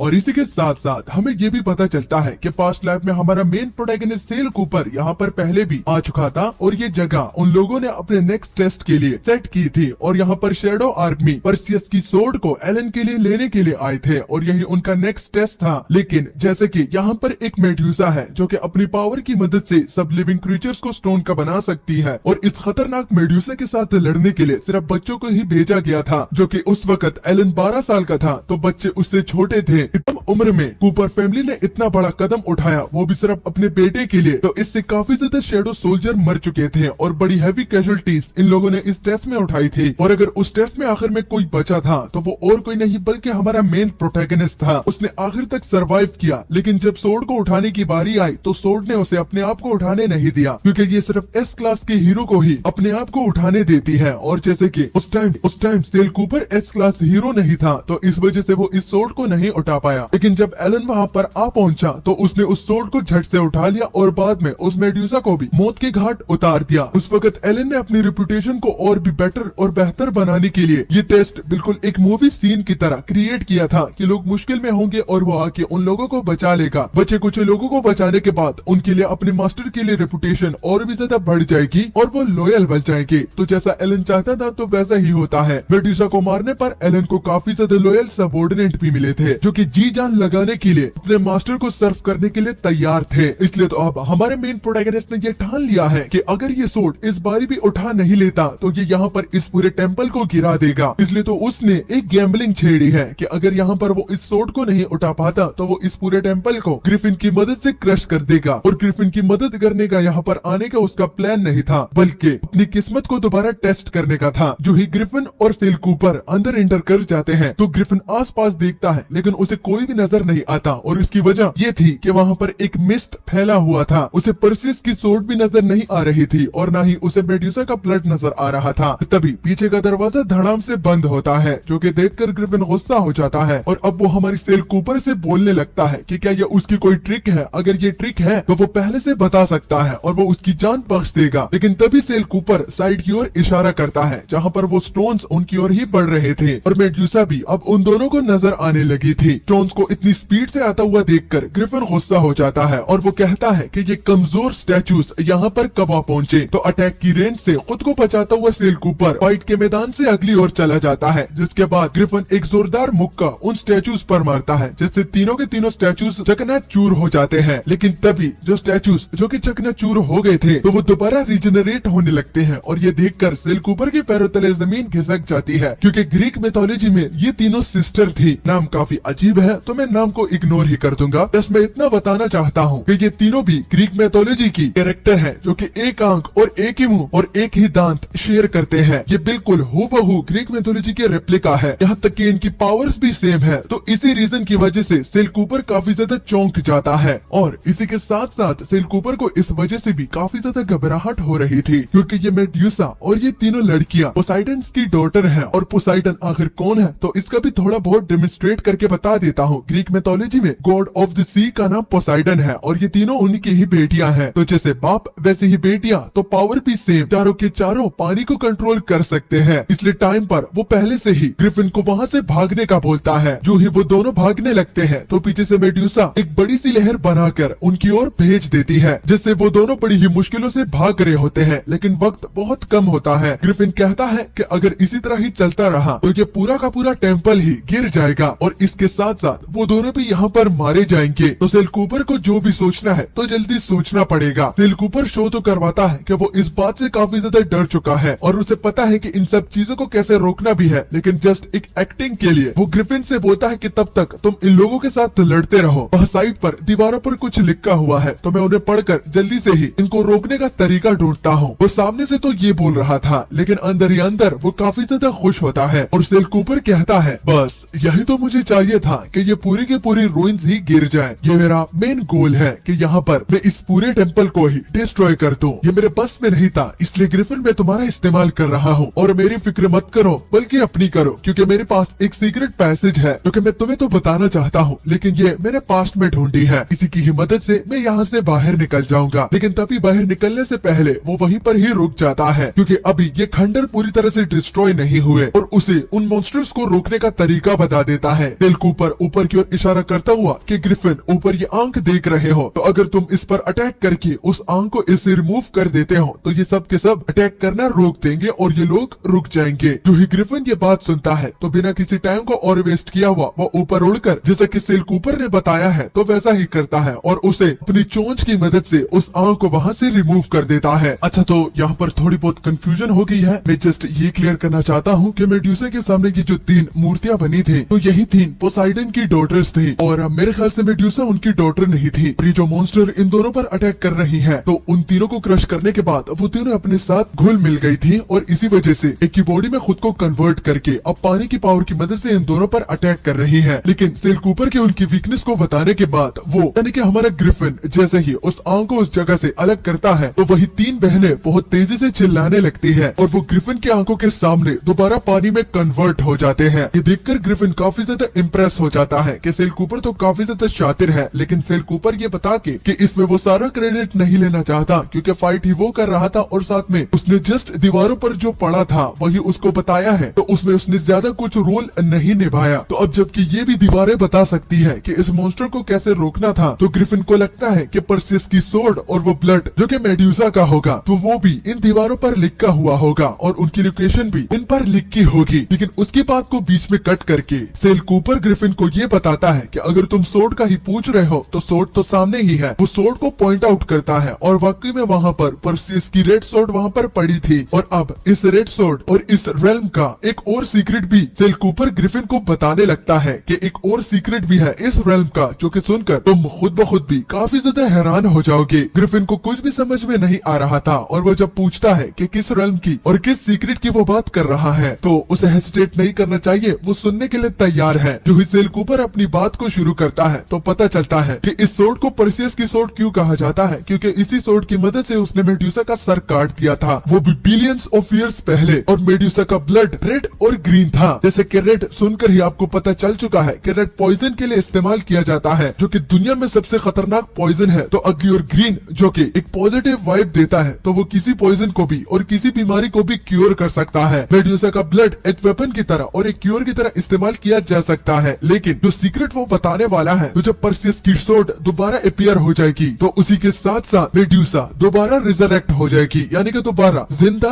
हो जाएगी। तो ही वो अपनी बात को खत्म करता है तो मेड्यूसा दोबारा रिजरेक्ट हो जाती है, उसमें दोबारा जान आ जाती है। पहले तो अभी तक वो एक स्टैचू में खड़ी थी, लेकिन अभी वो हिल डुल पा रही है और वो सीधा मेड्यूसा दोबारा से रिजरेक्ट हो चुकी थी और उसके साथ फाइट करना बहुत ही मुश्किल है। तो सेल कूपर वहाँ से भाग निकलने का ठान लेता है और भाग निकलने के लिए वो एक पोर्टल का इस्तेमाल करता है, जो कि अपनी पास्ट की मेमोरी से उसे याद था। लेकिन जो ही वो उसके करीब पहुँच जाता है, मेड्यूसा उस पर अटैक करती है, जिससे हमारे मेन प्रोटैगनिस्ट को अंदर जाने का मौका नहीं मिलता। और उसको जब रियलाइज होता है कि ग्रिफिन तो आसपास नजर ही नहीं आ रहा, इसी वजह से ही मेड्यूसा उसे ही सिर्फ ही टारगेट कर रही है। तो थोड़ा सा बैटलफील्ड में आसपास देखने के बाद आखिरकार सेल कूपर को वो ग्रिफिन नजर आ जाता है, जो कि पहले से बहुत ज्यादा छोटा हो जाता है और वो उसकी एक एबिलिटी है। ग्रिफिन से पता चलता है कि उसने इसलिए खुद को छोटा किया है क्योंकि उसे खुद भी मेडुसा की ओर देखकर और इसकी पावर का अंदाजा लगा के काफी ज्यादा डर लग रहा था और वो इस फाइट को सेल कूपर के ही बलबूते पर छोड़ देता है। लेकिन मेडुसा अपना अटैक रोकने का नाम ही नहीं लेती और लगातार और बार बार सेल कूपर पर अटैक करती ही जाती है। इस फाइट को लड़ते लड़ते सेल कूपर से हमें ये भी पता चलता है कि पास्ट लाइफ में अगर इस लेवल को उन लोगों ने पास किया था तो वो जस्ट उसकी लक थी, लेकिन अब इसका मतलब ये नहीं कि उसकी लक खत्म हो गई है। साइड पर सेल कूपर को एक शील्ड नजर आता है। उस शील्ड की मदद से वो उसके साथ आई कांटेक्ट को भी अवॉइड कर पाएगा और साथ में वो उसके हर एक अटैक को अब इस शील्ड से ब्लॉक भी कर पाएगा। जो ही वो शील्ड को उठाता है तो सामने से मेडुसा अपनी बीम छोड़ती है, जिसको हमारा मेन प्रोटैगनिस्ट काफी आराम से ब्लॉक कर लेता है, लेकिन प्रेशर ज्यादा होने की वजह से और एक वो छोटा है तो वो उस प्रेशर से पीछे धकेला जाता है। सेल कूपर इस बात को एक्सेप्ट कर लेता है। इस फाइट में सिर्फ शील्ड से वो नहीं जीतने वाला, उसे जल्द से जल्द पर्सियस की सोर्ड को उठाना पड़ेगा। लेकिन पास्ट लाइफ में वो उस सोर्ड को नहीं उठा पाया क्योंकि उसकी क्लास पर्सियस की सोर्ड को होल्ड करने के लिए कम थी। लेकिन फिर भी उसके साथ और कोई चारा नहीं और वो इस बारी ट्राई करेगा तो उसे खुद ब खुद अपना जवाब मिल जाएगा। वो काफी तेजी से पर्सियस की सोर्ड की ओर बढ़ रहा होता है और आखिर पहुंचते ही जब वो उसे आराम से उठाता है तो उसे गड़बड़ लगती है, लेकिन तब तक वो कुछ सोच पाए मेडुसा उसे पकड़ लेती है और काफी जोर से जगड़ती है, जिससे उसे अपनी लोअर बॉडी फील ही नहीं हो पा रही थी। लेकिन उसे टेंशन इस वजह से नहीं थी कि मेडुसा ने उसे पकड़ लिया है, बल्कि टेंशन इसलिए थी क्योंकि वो इस सोर्ड को काफी आराम से उठा पाया। तो आखिर पास्ट लाइफ में ऐसा क्या हुआ था कि सिर्फ एलन ही उसे उठा पाया था। तो थोड़ा सा खोर डालने पर उस पर जो आज तक वो स्पेल कास्ट की गई थी और लगी हुई थी तो वो भी टूट जाती है। वो एक इल्यूजन स्पेल था जिससे उसे ऐसा लगा कि वो उसे उठा ही नहीं पाया क्योंकि उसकी क्लास इसके लिए कम थी, लेकिन उसकी क्लास इसके लिए बराबर थी। लेकिन उस स्पेल की वजह से सेल कूपर को ऐसा लग रहा था कि वो इस सोर्ड का हकदार नहीं है। उसे सब कुछ याद आ जाता है, यहाँ तक कि वो इस बात को भी रिमेम्बर कर लेता है कि एलन ने उसकी सोर्डमैनशिप की क्लास भी उससे चोरी कर ली थी। तो सब कुछ दोबारा याद आने के बाद वो सारी बातें उसके लिए क्लियर हो जाती है। तो मेडुसा ने तो हमारे सेल कूपर को जकड़ लिया था तो उसकी बॉडी से बहुत ज्यादा ऑरा निकलती है और वो ऑरा बहुत ज्यादा पावरफुल थी, यहाँ तक कि वो मेडुसा की बाइंडिंग को भी तोड़ देता है। यानी कि जिस टाइप से मेडुसा अपने शिकार को पकड़ती है तो उसे बाइंडिंग कहते हैं और उसे तोड़ना मजाक नहीं होता। ग्रिफिन भी अगर इसके झांसे में आ जाता तो वो भी इसको ना तोड़ पाता। तो सेल कूपर को देखकर कि इसने इसकी बाइंडिंग को भी तोड़ दिया है तो उसे तो अब मेडुसा से ज्यादा सेल कूपर से डर लगने लगता है, क्योंकि ये नजारा विटनेस करने के बाद कोई भी डर जाए और खुद को छुड़ाने के बाद पलक झपकाते ही वो उस मेडुसा को पर्सियस की सोर्ड से बिल्कुल सब्जी की तरह काटता है और देखते ही देखते मेडुसा को वो मौत के घाट उतार देता है।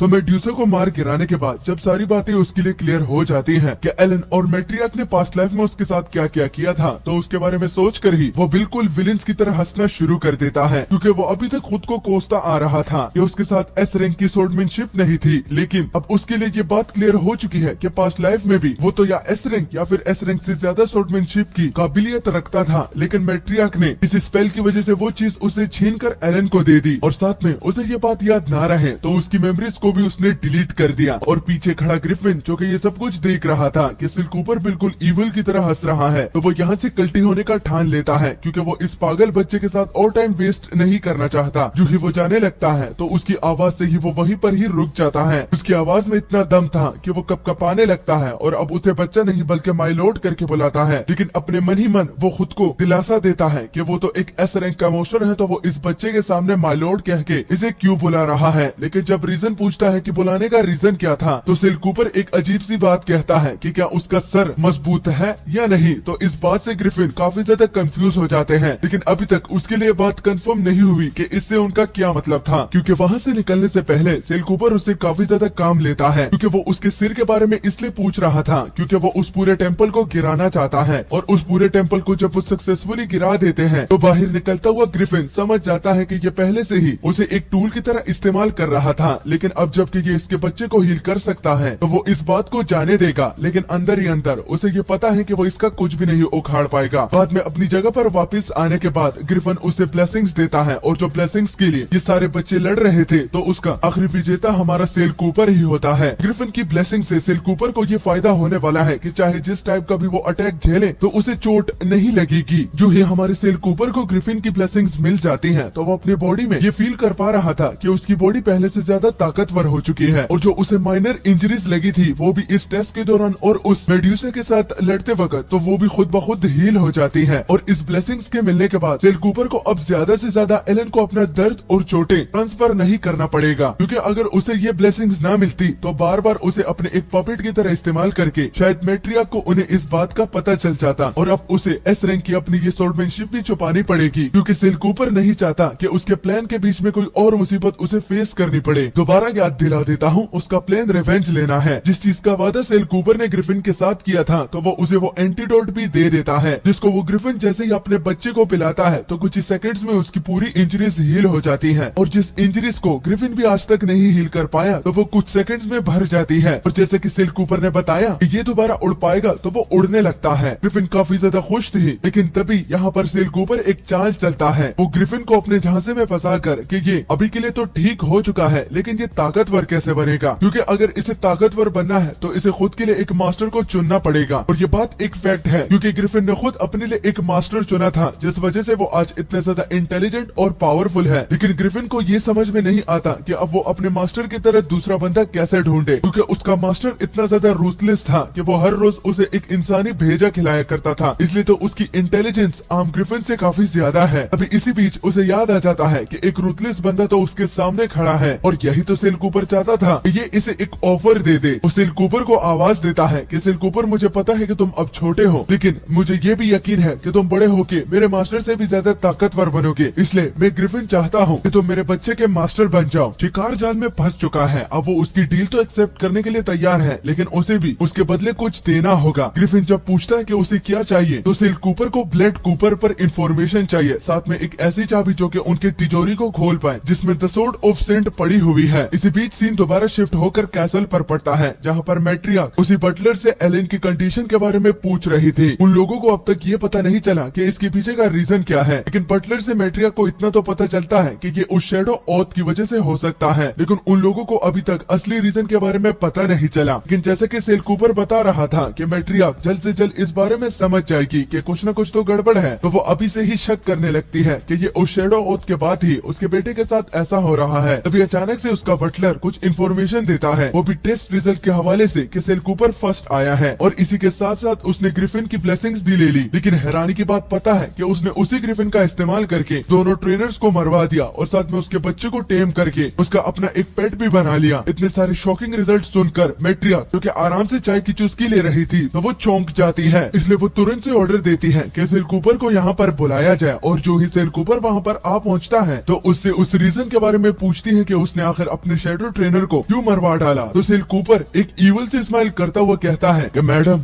आपको क्या बताऊं, ये हंसने वाली बात है ना कि एक 3 साल का बच्चा अपने ट्रेनर को मरवा सकता है, और अगर ये पॉसिबल होता है तो इसका मतलब वो घटिया थे। सेल कूपर की फैमिली में कमजोरों का कोई स्वागत नहीं और न ही उन्हें जगह दी जाती है, तो मैंने जो किया सेल कूपर फैमिली के भलाई के लिए ही किया है। सेल कूपर की ये वाली बात को सुनकर मैडम के तो पैरों तले जमीन घिसक जाती है, और उन्हें शायद ये पता ना हो लेकिन उन्होंने काफी बड़ा खतरा मोल ले लिया है। उसके फेस एक्सप्रेशन को देखकर सेल कूपर को काफी ज्यादा मजा आ रहा था, क्योंकि मैट्रिया के फेस एक्सप्रेशन को वो कुछ यूं ही बनाना चाहता था ताकि उन्हें गुस्सा आए, वो डिस्गस्ट फील करे। इसी से ही सेल कूपर के दिल को ठंडक मिलेगी। और सेल कूपर ने ये बात उनको इसलिए बोली थी ताकि अगर और कोई ट्रम्प कार्ड वो सेल कूपर पर इस्तेमाल करना चाहती है तो वो कर सकती है, क्योंकि आज के बाद वो कभी भी इन लोगों के झांसे में नहीं फंसने वाला। लेकिन मैट्रियार्क भी शातिर होती है, वो सेल कूपर को रिवॉर्ड के तौर पर एडन स्प्रिंग भेज देती है। और कोइंसिडेंस की बात ये होती है कि सेल कूपर वहाँ पर पहले से ही जाने का प्लान बना रहा था, और इजाजत मिलने पर वो वहाँ से चला जाता है। उसके जाने के कुछ ठीक सेकंड के बाद ही वो अपने बटलर को इसके टैलेंट को छीनने का प्लान बताती है कि जल्द से जल्द इसके टैलेंट को छीनकर हमें यंग मास्टर एलन के बॉडी में ट्रांसफर करना होगा, वरना अगर ये बात फैल जाती है तो काफी बड़ी बेइज्जती हो जाएगी। फ्यूचर पैट्रियार्क के साथ ही कोई खास टैलेंट ही नहीं है। जिसके बाद अगला सीन एडन स्प्रिंग का होता है, जहाँ पर हम देखते हैं कि बाकी के शैडो सोल्जर भी वहाँ पर नहा रहे थे और उन लोगों की नजर हमारे मेन प्रोटैगनिस्ट पर ही थी। लेकिन इससे सेल कूपर को खक भी फर्क नहीं पड़ रहा था, वो तो जस्ट अपने सोच में ही था कि जो बातें ग्रिफिन ने उसे बताई थी, तो अगर उस हिसाब से देखा जाए तो एंट्रेंस यही कहीं इस टब में होना चाहिए। और आखिर यहाँ पर किस एंट्रेंस की बात हो रही है, तो इसको जानने के लिए हमारा सीन पास्ट में जाता है, जहाँ पर ग्रिफिन और सेल कूपर के बीच में कुछ डील होने वाली थी, जिसमें सेल कूपर ने एक चाबी के लिए इंसिस्ट किया था। वो चाबी दरअसल इस एडन स्प्रिंग के नीचे एक दरवाजे की है, जिसको खोलने के बाद ग्रिफिन के पहले मास्टर, वो भी कूपर फैमिली के पुराने इनहेरिटेंस यानी के मास्टर, उनकी सोर्डमैनशिप को वहाँ पर सील किया गया है। और उन्होंने ये खुद किया है, क्योंकि मरने से पहले उन्होंने अपनी स्पिरिट को सील कर दिया ताकि फैमिली इनहेरिटेंस फ्यूचर ऑनर के लिए वो बचा पाए। और इस इनहेरिटेंस को लेने के लिए फ्यूचर ऑनर को चाहिए कि उनके पास एस रैंक की तलवारबाजी हो, इसलिए तो सिल कूपर इस कंडीशन के साथ मैच करता है। लेकिन साथ ही साथ ग्रिफिन से उसे ये भी पता चला था वो काफी टाइम तक वहीं पर नहीं गया, लेकिन उसे कुछ ठीक नहीं लग रहा, कुछ गड़बड़ है, लेकिन जिसके बारे में वो पता नहीं लगा पा रहा। साथ ही साथ वो उसे चौकन्ना रहने का भी बोलता है क्योंकि उसका मास्टर ब्लड टाइप का यूजर है, तो इनहेरिटेंस लेना इतना आसान भी नहीं। जहाँ पर सिल कूपर अपने प्लान को शुरू करने के बारे में सोच रहा था, तो अगली ओर जितने भी बाकी शेडो सोल्जर नहा रहे थे तो वो उसकी तारीफे पे तारीफे करते जा रहे थे, क्योंकि रूमर्स ने सिल कूपर को कुछ ज्यादा ही पॉपुलर कर दिया है। लेकिन कहानी इतनी स्मूथली चले और इसमें कोई बुली ना हो तो उसी बीच पुलिस भी आ जाते हैं, क्योंकि उन लोगों को अपनी बकवास बंद करने का बोलते हैं, क्योंकि सिल कूपर ने कुछ खास इतना अचीव ही नहीं किया। इनमें से एक हेंचमैन का बेटा होता है और दूसरा कूपर फैमिली के कोचमैन का। और उन दोनों को अच्छी तरह से जानने के लिए हमें सिल कूपर बताता है कि पास्ट लाइफ में ये दोनों इसके बहुत अच्छे दोस्त थे, लेकिन उसे क्या पता था कि ये एलन की तरफ से एक पॉन सेट किया गया है। और अगर उस एक्यूजेशन की बात की जाए तो यही दोनों थे जिन्होंने वो अफवाह फैलाई थी कि सिल कूपर ने दुश्मनों के साथ हाथ मिलाकर अपनी फैमिली को धोखा दे दिया है। वो दोनों सिल कूपर का मजाक उड़ा रहे थे, लेकिन सिल कूपर उन्हें इग्नोर करता ही जा रहा था। तो कोचमैन का बेटा इसी बीच सिल कूपर पर अटैक करने के लिए आगे बढ़ जाता है, जिसको हमारा मेन प्रोटैगनिस्ट काफी आराम से ब्लॉक करता है और उसका हाथ तोड़ देता है। ये देखकर पीछे हेंचमैन का बेटा खंजर निकालता है और जो ही अपने वेपन से जब वो सिल कूपर पर अटैक करने के लिए अपना खंजर आगे बढ़ाता है, खुद को प्रोटेक्ट करने के लिए वो उस कोचमैन के बेटे को एक शील्ड की तरह इस्तेमाल करता है, जो कि हेंचमैन का बेटा देखकर कि उसका खंजर उसके दोस्त को ही जाकर लगा है, वो इस बात से बहुत ज्यादा डर जाता है। लेकिन सिल कूपर उन दोनों को टेंशन ना लेने का बोलता है, क्योंकि साइड पर ही स्प्रिंग्स है जो कि हर एक इंजरी को हील कर सकता है। तो उन दोनों की बूंद पर लात देता हुआ वो दोनों को ऑफ स्प्रिंग में फेंक देता है। जो ही वो उन दोनों को नीचे फेंकता है तो नीचे से उसे एक अजीब से एनर्जी फील होती है, जिसके बारे में ग्रिफिन ने उसको पहले से ही बताया था कि वो अच्छी तरह से तो नहीं बता सकता, क्योंकि वो इस जगह पर काफी टाइम से अब रह रहा है, लेकिन कुछ गड़बड़ है, कुछ अजीब उसे फील हो रहा है। तो ये इसी एनर्जी की वो बात कर रहा था। ये ब्लैक मैजिक है और ऑफ स्प्रिंग जैसी इस जगह पर जहाँ पर सब इंजरीज हील होती है, तो इतना डार्क मैजिक यहाँ पर क्या कर रहा है। उसे नीचे ऑफ स्प्रिंग में जाने के लिए एक रास्ता ढूंढना पड़ेगा, क्योंकि वो चाहे स्विम करके जाए या फिर जोर लगा के, लेकिन ये उसकी तह तक नहीं जा सकता। उसे जल्द से जल्द इसके बारे में कुछ सोचना पड़ेगा। तभी इसी बीच एक लड़की के चिल्लाने की आवाज आती है, जो कि सुनकर सिल कूपर के पैरों तले जमीन घिसक जाती है, क्योंकि वो इस वॉइस को रिकॉग्नाइज करता है। वो एक ब्लॉन्ड क्यूट सी लड़की थी जिसका नाम आंद्रिया है। उसको एक लड़का बड़ी बेरहमी से उसके बालों से खींचता हुआ घसीटते हुए लेकर जा रहा था, वो भी उसे मारने के लिए, क्योंकि आंद्रिया चाय तक सर्व नहीं कर सकती, तो वो तो सिंपल में उसे उकसा रहा है कि उसकी पिटाई की जाए। लेकिन आंद्रिया का वो मतलब नहीं था जो कि वो ये लोग समझ रहे हैं। यहाँ तक कि आंद्रिया उससे माफी भी मांगती है, जिसमें उसकी कोई गलती है भी नहीं, लेकिन वो बंदा उसे छोड़ने के लिए तैयार नहीं था। इसलिए तो सिल कूपर बहुत ही ज्यादा गुस्सा हो जाता है। पीछे से आता हुआ सिल कूपर उसे बीच में से काट देता है, वो भी अपने एस रैंक वेपन की मदद से। बाकी लोग ये नजारा देखकर जल्दी से रिपोर्ट करने के लिए भागते हैं। और जहाँ तक आंद्रिया की बात हो रही है, तो सिल कूपर की ओर देखकर उसे लग रहा था कि ये कोई प्रिंस होगा। और अगर हमारे मेन प्रोटैगनिस्ट की बात हो रही है, तो उसके पर्सपेक्टिव से अगर आंद्रिया को देखा जाए तो उसे लग रहा था कि इस तरह का इंसिडेंट देखने के बाद शायद इसे कुछ ज्यादा ही डर लग रहा है, और वो भी मुझसे। लेकिन आंद्रिया बात को बढ़ाती हुई कि उसका नाम आंद्रिया है और तुम्हारा नाम क्या है। तो आंद्रिया के बारे में हमें सिल कूपर से काफी सारी बातें पता चलती है, जैसे कि पास्ट लाइफ में वो दोनों काफी अच्छे दोस्त थे, बिल्कुल एक टीम की तरह एक दूसरे को सपोर्ट करते थे। और शौक करने वाली बात ये थी कि कुछ ही दिनों में ही वो अपने अटैक पैटर्न्स को समझ गए और बिल्कुल एक एक्सपीरियंसफुल टीम की तरह लड़ते थे। और हाँ, इसके अलावा भी वो दोनों एक दूसरे को पसंद भी करते थे। तो प्रेजेंट की छोटी आंद्रिया सिल कूपर को थैंक यू बोलती है। उसके क्यूट रिएक्शन को देखकर सिल कूपर उस पर लट्टू होने लगता है और उसका मुंह टमाटर की तरह लाल हो जाता है। और आंद्रिया को वो अपने फॉर्मेलिटीज को छोड़ने का भी बोलती है, क्योंकि वो उसे सेल बुला सकती है। और इसके अलावा उसे पता है कि आंद्रिया कितनी ज्यादा पावरफुल और टैलेंटेड है। तो वो उससे पूछता है कि क्या स्प्रिंग में अंदर जाने का कोई ऐसा रास्ता है कि वो अपने बॉडी को गीला ही ना कर पाए। तो ये सुनकर आंद्रिया उसे ये भी बताती है कि शायद वो इस बात को समझ चुका है कि इस स्प्रिंग में कुछ गड़बड़ है, क्योंकि स्प्रिंग में जो भी अपने इंजरीज को हील करता है तो उस पर दूसरा हील मैजिक काम नहीं करता, उसे यही स्प्रिंग में आना पड़ेगा और यहीं पर ही वो दोबारा खुद को हील कर सकता है। इससे एक और बात ये भी क्लियर हो जाती है कि सिल कूपर अपने शेडो को कंट्रोल करने के लिए कितनी हद तक गिर सकते हैं। लेकिन खैर, सिल कूपर ने अब जबकि आंद्रिया की इतनी मदद की है तो वो भी उसकी मदद करने के लिए तैयार हो जाती है। आंद्रिया अपने मैजिक से एक क्लॉक बनाती है जिसको वो डेक मैजिक बुलाती है। लेकिन सेल को पता है कि ये किस तरह की मैजिक है। ये एक आइसोलेशन टाइप मैजिक है जिसमें बंदा गीला ही नहीं होता और बिल्कुल डक की तरह, जो कि अपने फेदर्स की मदद से अपने अंदरूनी जिस्म को गीला होने से बचाती है। तो ये आइसोलेशन मैजिक भी बिल्कुल उसी तरह ही काम करता है। और इसकी कुछ देर के बाद कूपर फैमिली के बाकी गार्ड्स भी आ जाते हैं जो कि उन दोनों को पकड़ने के लिए आए थे, लेकिन वो दोनों टाइम पर उन गार्ड्स को देख लेते हैं, इसलिए तो वहाँ से भाग निकलने का ठान लेते हैं। लेकिन भाग निकलने का आसपास कोई रास्ता नहीं होता, इसलिए सेल कूपर आंद्रिया का हाथ पकड़कर स्प्रिंग में छलांग लगा देते हैं। जो ही वो दोनों अंदर कूदते हैं तो सामने उन दोनों को करंट नजर आता है। इधर जाने से सेल कूपर को आंद्रिया पहले से ही रोक देती है, लेकिन काफी देर हो चुकी थी क्योंकि करंट उन दोनों को अपनी ओर खींच लेता है। इससे अब ये तो नहीं पता कि आंद्रिया बेहोश हुई थी या नहीं, लेकिन हमारा मेन प्रोटैगनिस्ट अभी तक बेहोश था। लेकिन आंद्रिया के लाख कोशिश करने के बावजूद वो काफी टाइम बाद अपनी आंखें खोल लेता है। आंद्रिया डरी हुई थी क्योंकि उसे इस जगह के बारे में पता नहीं था, लेकिन सेल कूपर को तो पता था। वो उसके सामने एक की को लाता है, साथ में ये भी बताता है कि वो यहाँ पर किसी चीज को ढूंढने के लिए आया है, लेकिन उससे पहले एक दरवाजे को ढूंढना पड़ेगा। लेकिन आसपास कोई भी दरवाजा उन दोनों को नजर नहीं आता, इसलिए तो आंद्रिया समझ जाती है कि इसको समन करना पड़ेगा। जो है उससे चाबी लेती है तो अपने मैजिक की मदद से वो उस दरवाजे को समन करने के लिए अपनी पूरी ताकत लगाती है। तभी इसी बीच कुछ पौधे उस पर अटैक करने लगते हैं। जानलेवा पौधे थे, लेकिन जो ही वो अपने मुंह खोलते हैं तो वो एक दरवाजे की शक्ल बना लेते हैं, जिससे आंद्रिया की बात साबित हो जाती है। लेकिन अब सेल कूपर को ये प्रॉब्लम फेस करनी पड़ रही थी क्योंकि आंद्रिया बेहोश हो चुकी थी और उसे उठाने से अच्छा वो उसे यहाँ पर छोड़ देता है। लेकिन उससे पहले सेल कूपर उस पर एक स्पेल कास्ट करता है, जिससे उसकी प्रेजेंस पूरी तरह से गायब हो जाती है। क्योंकि सेल कूपर बाहर से ही बता सकता है कि अंदर फाइट होने वाली है जो कि बहुत खतरनाक हो सकती है, इसलिए तो वो आंद्रिया की जान खतरे में नहीं डालना चाहता। जो है हमारा सेल कूपर उस दरवाजे में एंटर करता है तो उसकी अगली ओर जो मंजर वो देखता है तो उसके लिए वो प्रिपेयर नहीं था। उसे इतना तो पता था कि ये ठीक नहीं होने वाला और न ही इतना आसान होने वाला है, लेकिन ये तो उसके सोच से भी कहीं ज्यादा है। वहाँ पर काफी ज्यादा लाशें थी और उन लाशों के ऊपर एक मॉन्स्टर था जो कि एक इंसान को खा रहा था, और सेल कूपर के आते ही वो उसकी प्रेजेंस को फील कर लेता है। जो ही वो मॉन्स्टर उसकी ओर देखता है तो वो मॉन्स्टर काफी ज्यादा भद्दा और डरावना नजर आ रहा था और वो बोल भी सकता था। सेल कूपर के आने की उसे बहुत ज्यादा खुशी होती है और कहता है, मेरे गेस्ट तुम्हारा स्वागत है।